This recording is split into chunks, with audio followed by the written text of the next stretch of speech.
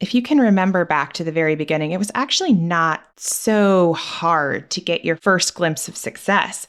But then the more time goes on, the harder it seems to get to that next level. And so we start adopting, well, this worked for this person, or I heard this thing works. And what's happening underneath the surface is we're learning to listen externally much more than we're listening internally.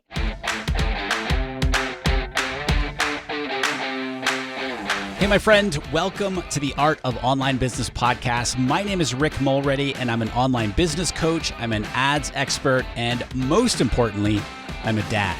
And this show is where we help established online course creators and coaches create more profit, more impact with less hustle.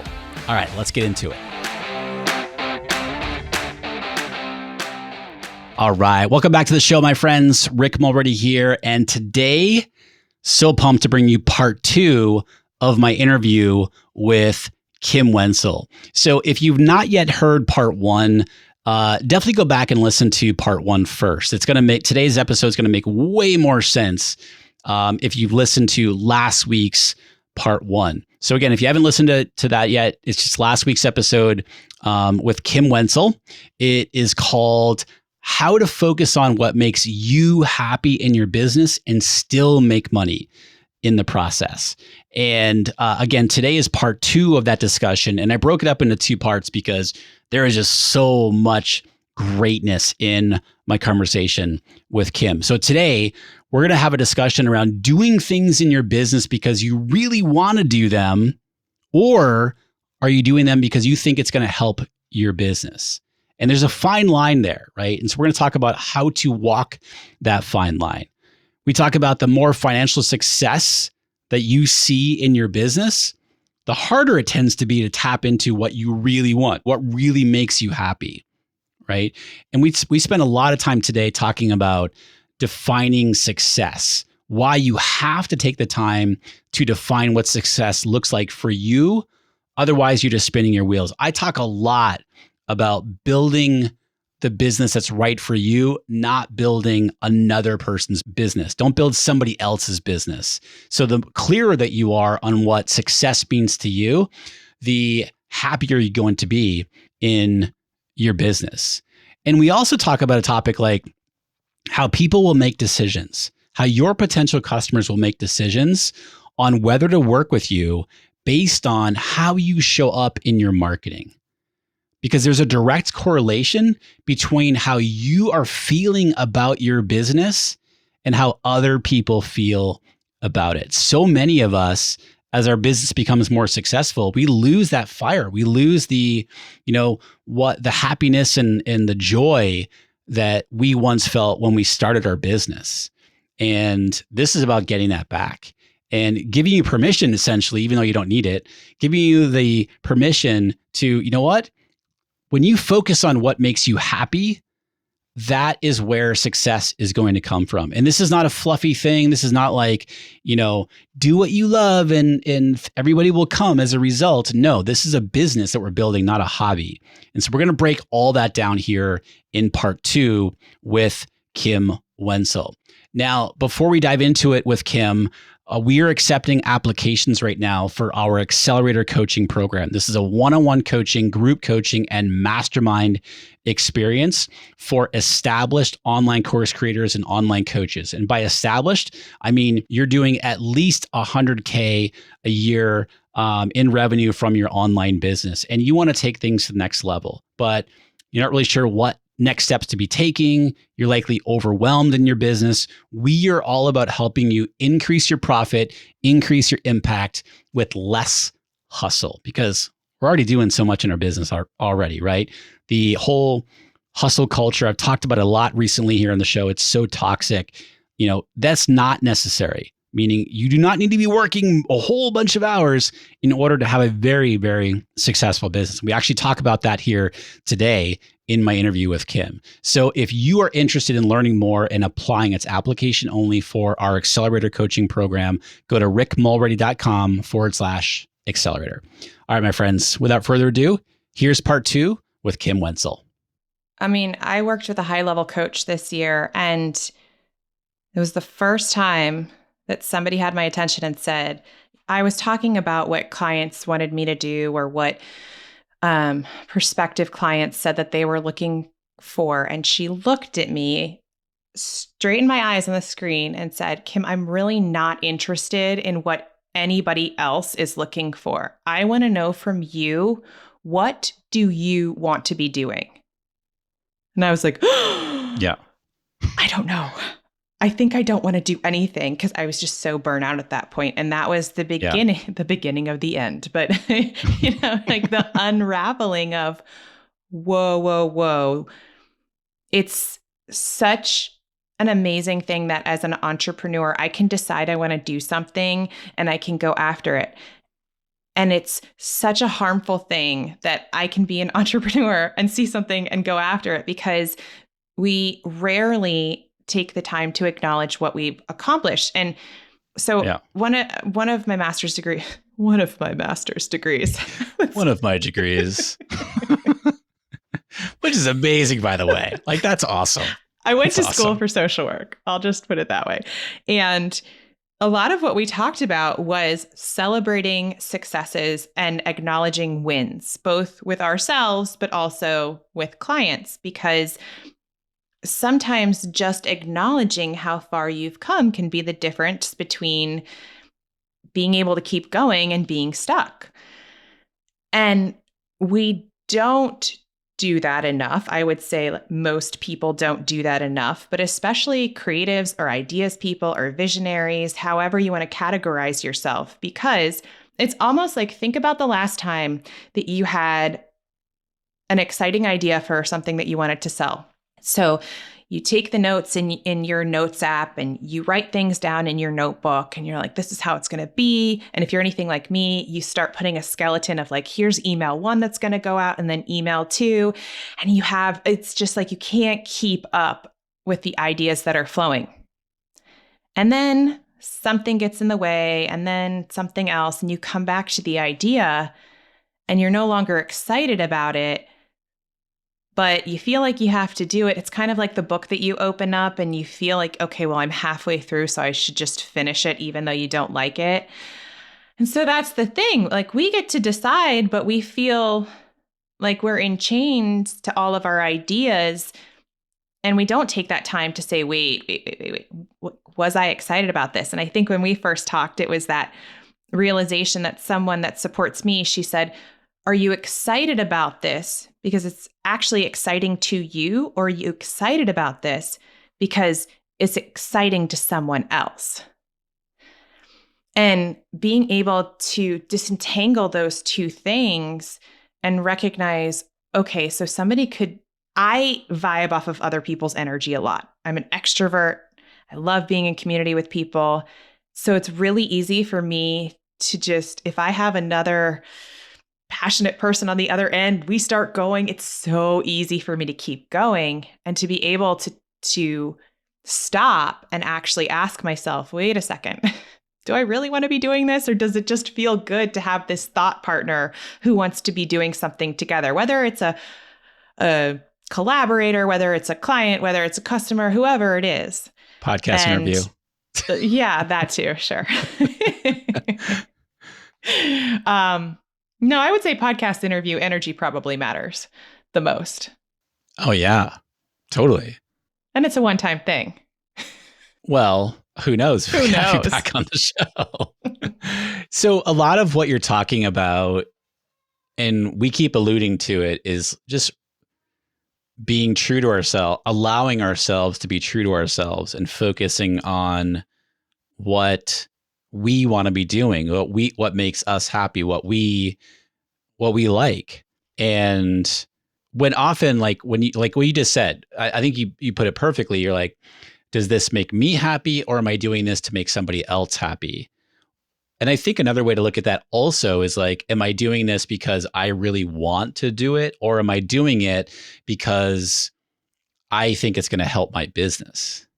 And oftentimes when we look at it through that lens, people make the decision to do it because they think it's going to help their business, but yet it doesn't light them up.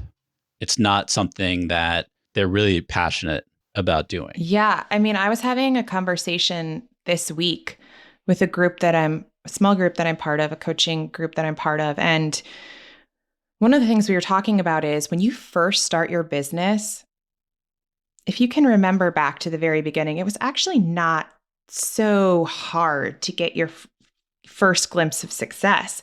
But then the more time goes on, the harder it seems to get to that next level. And so we start adopting, well, this worked for this person, or I heard this thing works. And what's happening underneath the surface is we're learning to listen externally much more than we're listening internally. Yep. Mm-hmm. And I would even argue that the more successful that I'm not going to say successful you've become, because again, it's how you define success, but the more financial success that you've seen, the harder it is to tap into what you really want. And it's harder to even understand what you really want, because again, there's this thought of, well, this is what I've done to bring me success. I don't know if I can believe that if I turn my attention to the thing that I really want to be doing, I can match this. I can't tell you how many people I've talked to recently who have felt trapped in their business and like there's no way out. So they just maintain. Yeah. And to be completely open and honest, I talked a little bit about it here in the show this year. That right there, what you just described, Kim, is something that I've gone through this year on a personal level in the business, where just a variety of things happen, we'll just say, and that I decided to change course. And that changing course was away from something that helped that financial success. And it was like, oh man, am I going to be able to, I knew it was the right thing to do, but there was I felt this huge conflict inside. And I'd love to get your thoughts on this. I think it was easier for me to do that because I've already gained a level of success in the business where I wasn't worried so much about, things are going to be fine. You know what I mean? Because this is so important to me. But if someone's early on in their business, they might not make that same decision because they're like, you know what? This over here, which is helping me, is not really aligning with me anymore. However, I kind of quote unquote need it in order to be successful. What are your thoughts on that? Yeah, I think that there is some real truth to understanding what you need to be able to pay for your life at a minimum. And I think we have to be willing to look at, okay, let's write down what my costs are every single month. And I'm talking literally the minimum, right? What does childcare cost? What does my rent or mortgage cost? And do I have another source of income? But we have to be really real about what do we need to cover the costs enough each month. And when you're first starting something, especially if you don't have another source of income, you've got to do what you've got to do to make the money come in. Sure. But I think what we don't do enough is the second that we make that, we set the higher goal to the nice to have. And then we start investing, at least in my experience, I say yes very frequently. If I can convince myself just enough that this is going to be worth it, I'm like, yes, of course I will do this thing. So what then happens is we're trapped in that, well, my expenses are this much, and if I want to pay myself. So I'll take you through what I did this year, if that's helpful. Sure. Yeah. I'd been full-time for, I guess this unraveling started happening around April, May. And my income was still kind of all over the place because I went from projects to then I had a big retainer and then some other projects. And I still haven't really figured out seasonality for my business quite yet. Summer is always a little slow, but I'd experienced burnout enough to know, okay, I'm really headed towards it now. And I need to ask for help. And the person that I ended up going to was a person that I was actually really envious of. I was really envious of her business. I'm like, she can't be that good. Come on now. She doesn't even market. There's no way. So let me just check her out for myself. And of course, now I attribute so much of what I've gotten from that, which is a whole nother story.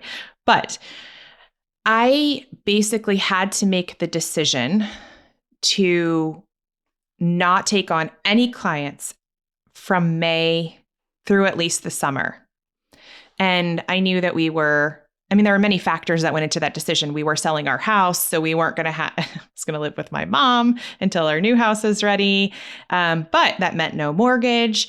The kids were at home.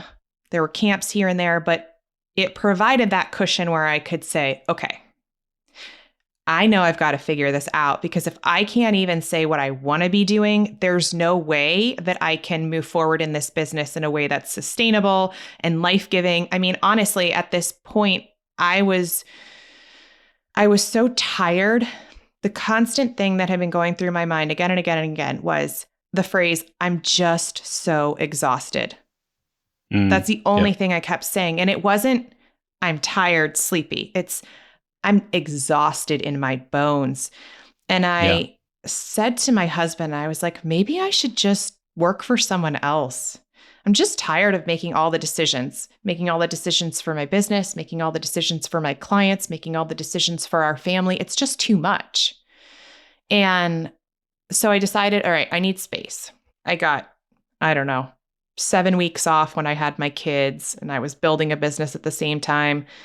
I hosted my first retreat 2 weeks after I quit my job. Like I never gave myself space to reorient. So I took the summer and I did a lot of really deep work. And at the beginning of the summer, I remember it was Memorial Day weekend, and I bought all of these, like The Making of Coco Chanel and top creative directors, just thinking if I read enough, I could just absorb that inspiration and like click, it would all come back. And it took a long time.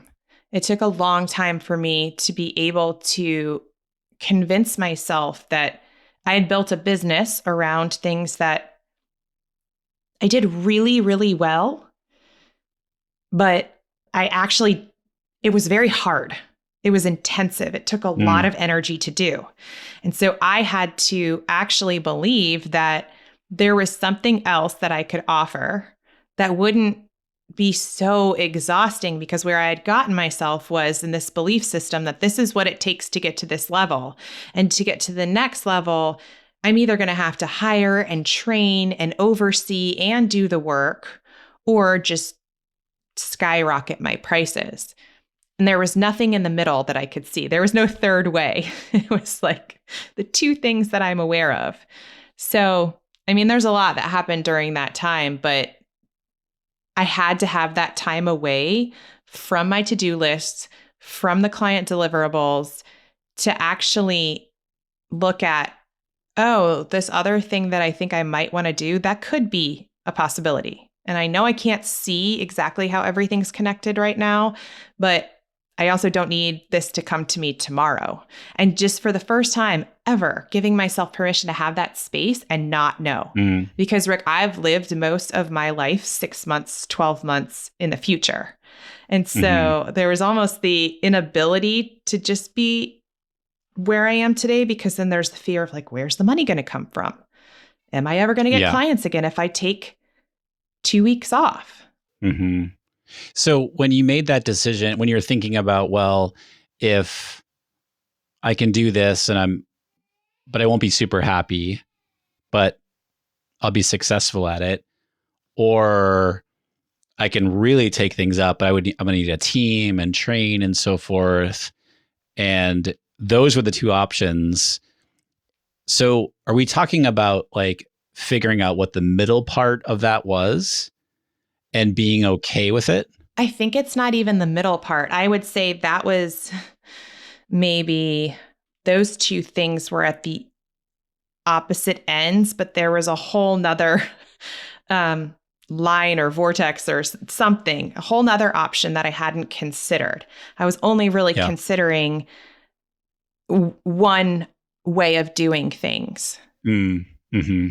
And I think what that required was pulling back to look at all of the things that I had been drawn to previously. Because the truth is, I've bopped around from careers my whole professional life. So why Hmm. wouldn't I look at that as a whole?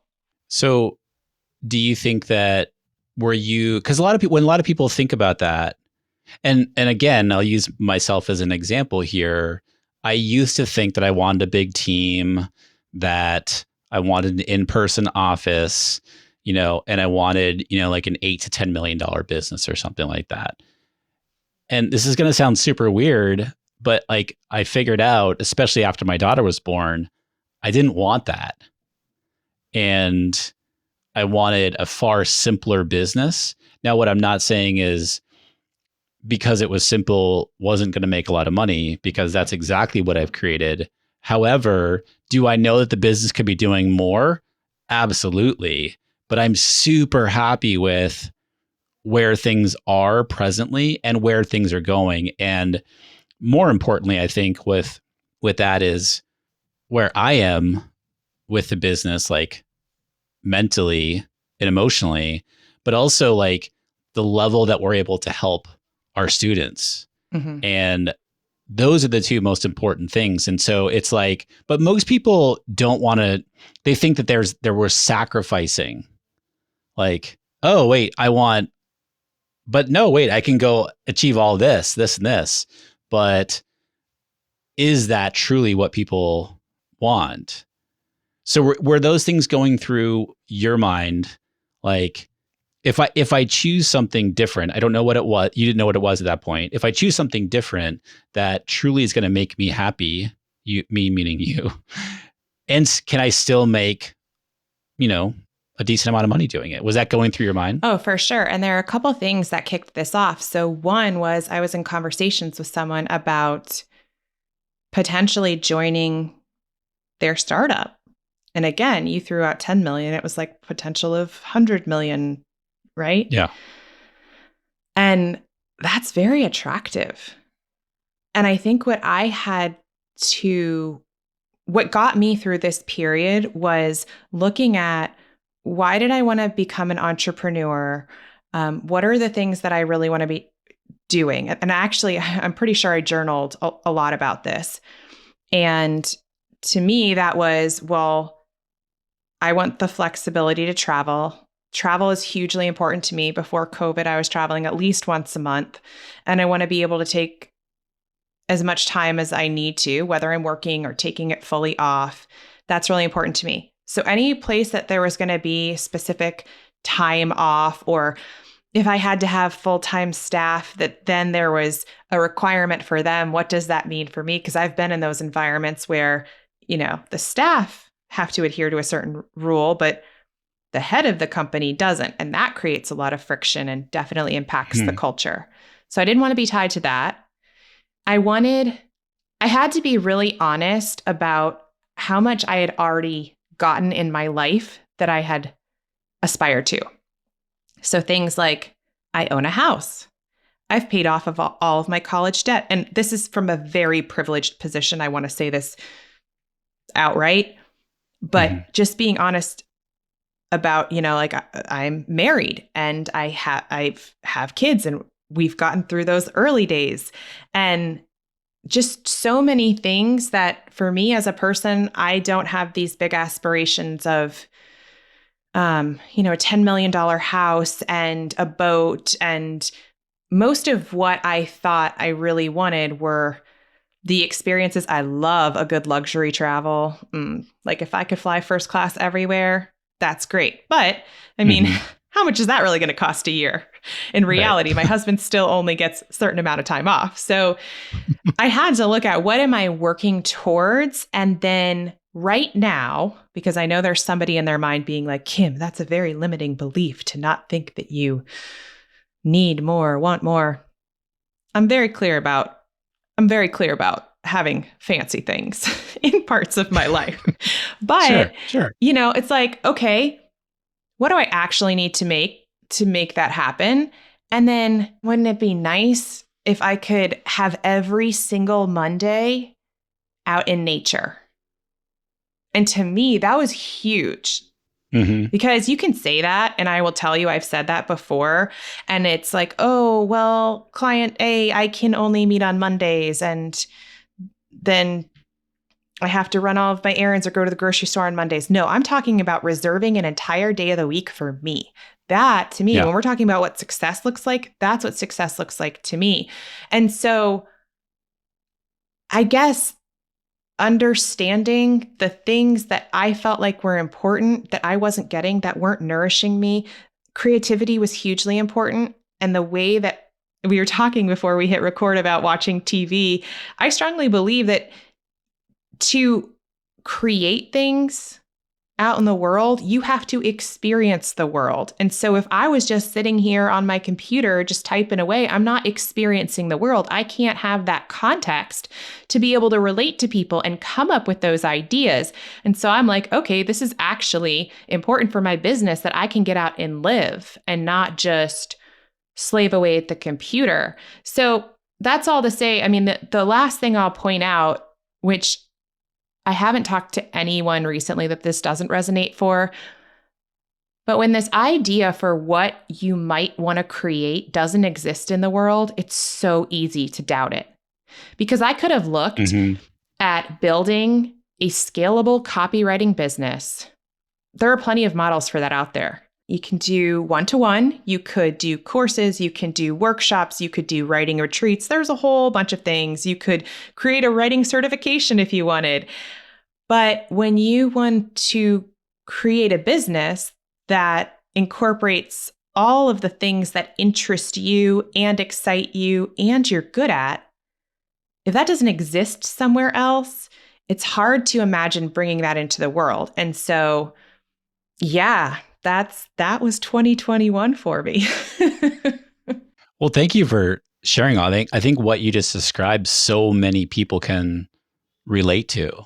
And one thing that comes up for me as I'm listening to you is like when a lot of people experience what you were just talking about from the perspective of they started this business, but how they are now, and they've reached a level of quote unquote success. We're defining it generally like revenue wise and helping a whole bunch of people.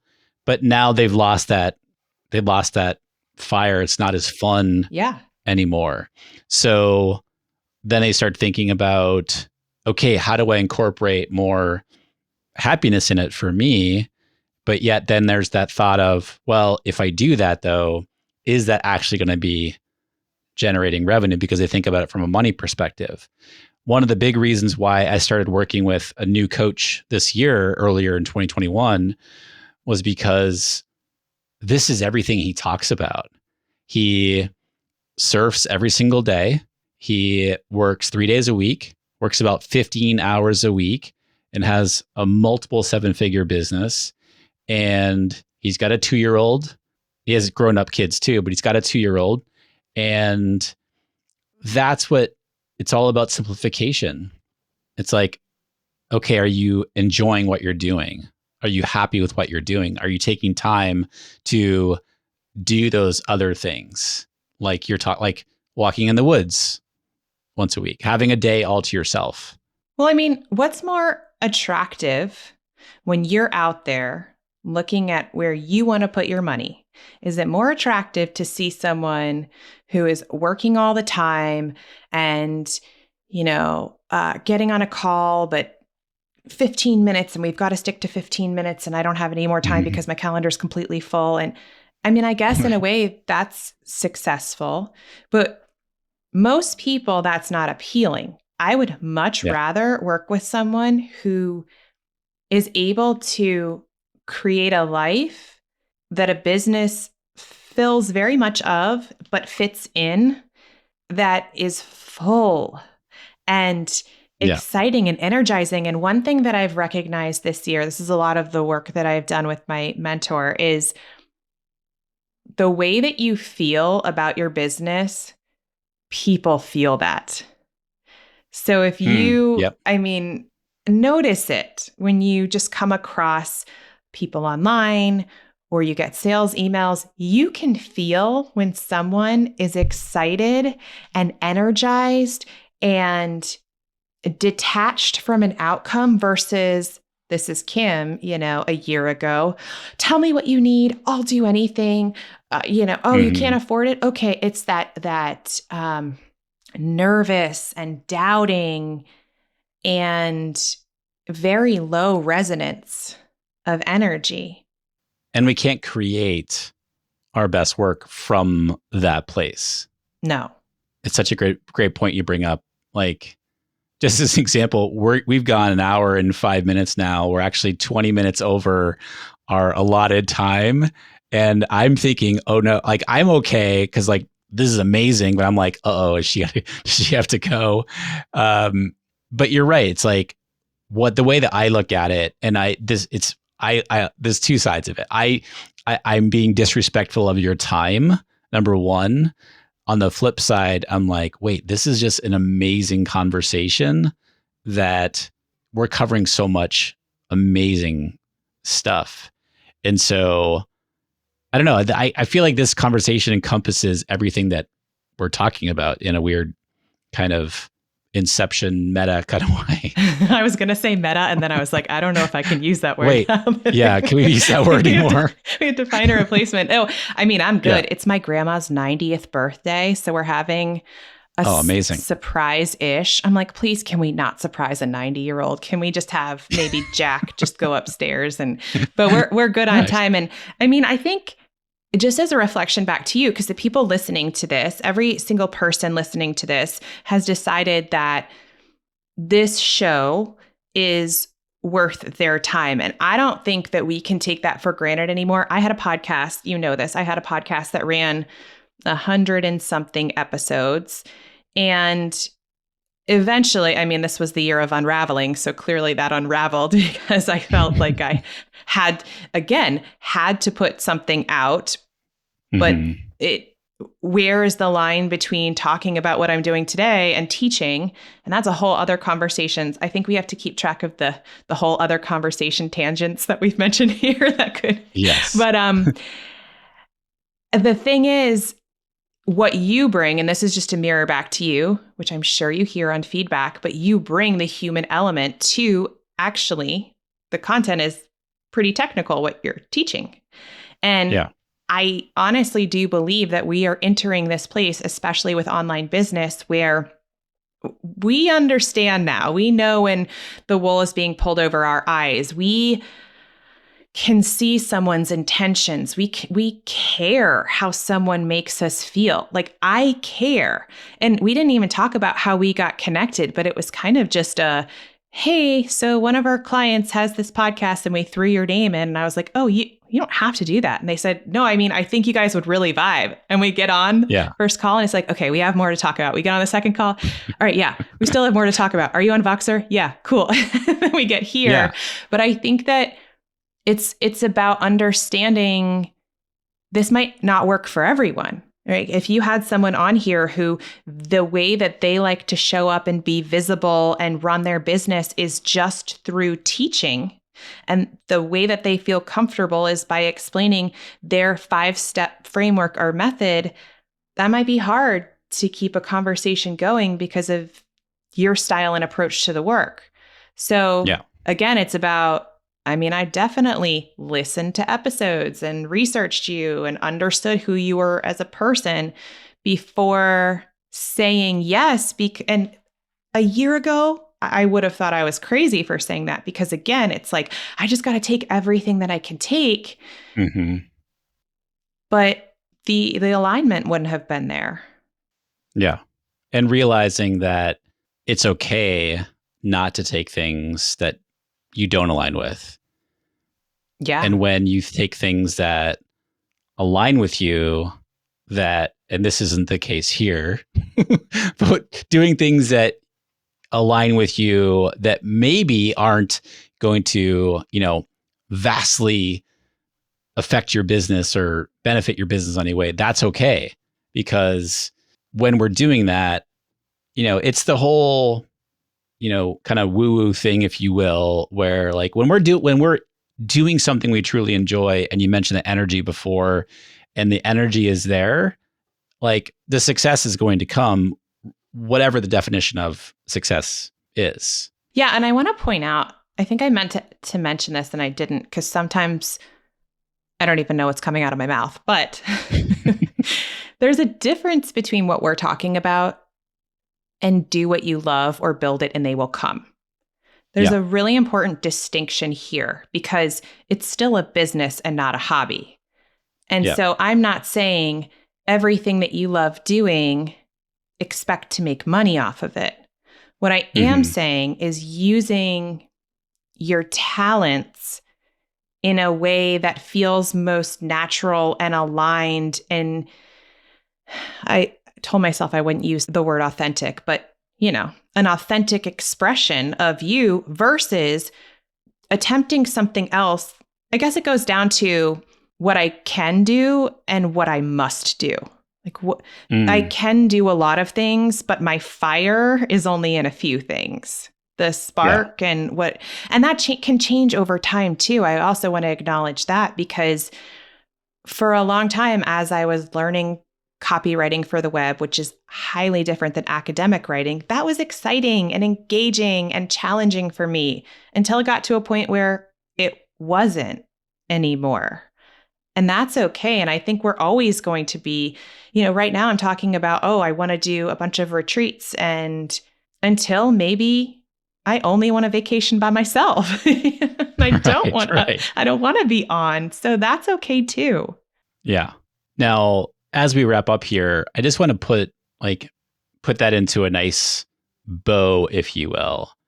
So what I'm hearing is we can absolutely be successful, whatever our definition of success is, when we allow ourselves to focus on what lights us up, what makes us happy, while remembering that we are running a business.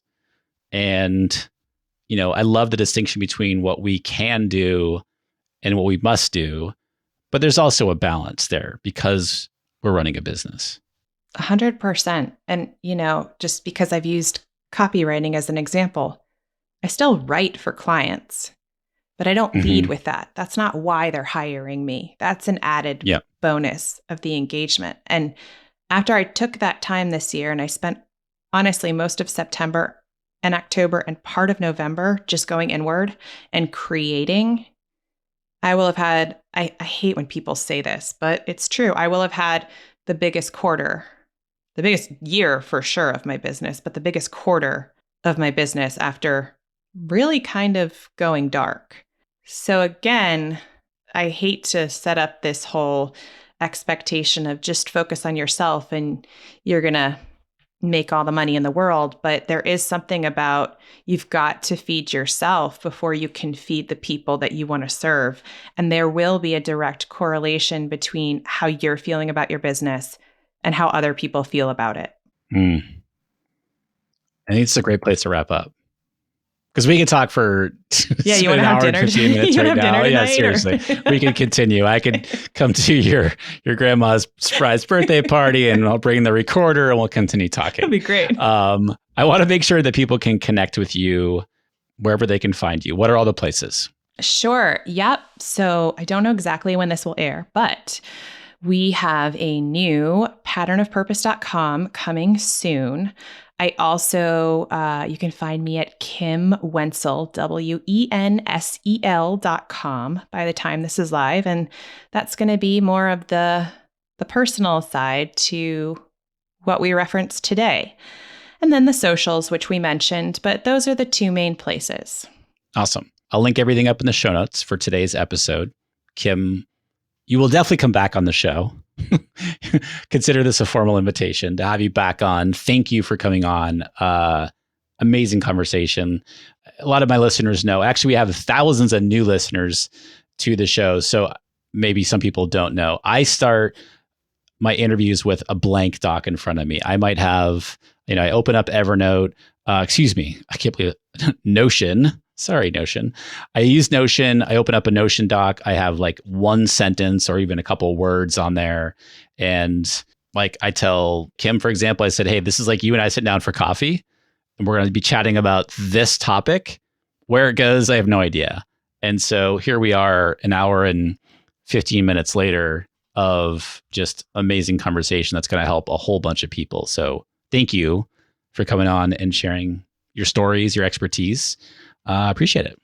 Thank you. And to everyone who's made it this far, thanks for joining us. Hope you picked up something. And I just got to say before we wrap, Rick, you make being a podcast guest so easy. And as someone who used to be a host and who has been on many podcasts, it is an unparalleled experience. So thank you for your skill in asking questions and tracking the conversation in a way that's going to be most useful to listeners. It's quite a skill. Thank you.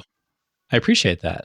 That's a skill that is just like, I haven't studied anything, but just like, I think it's just a matter of like, I don't know, we can talk about this like a whole other topic. Perfect example of what we talked about today, right? You don't have, it doesn't have to be linear. Anyways. Yeah. Thank you.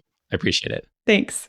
All right. So good. Definitely we'll have Kim back on the podcast again in the future. I've linked all the links that we talked about between part 2 here and part 1 last week over in our show notes for today's episode. Just go to rickmulready.com, look for the podcast section, and you will see it right there.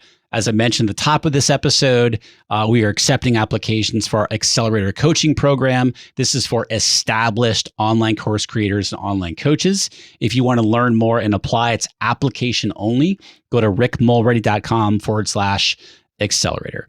Thank you, my friends, so much for tuning in today. This interview between part 1 and part 2 with Kim was so much fun to do.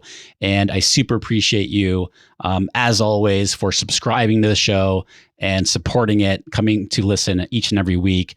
Got a whole bunch of amazing episodes coming your way that I'm really, really excited to deliver to you. So until then, my friends, be well, and I'll talk to you soon.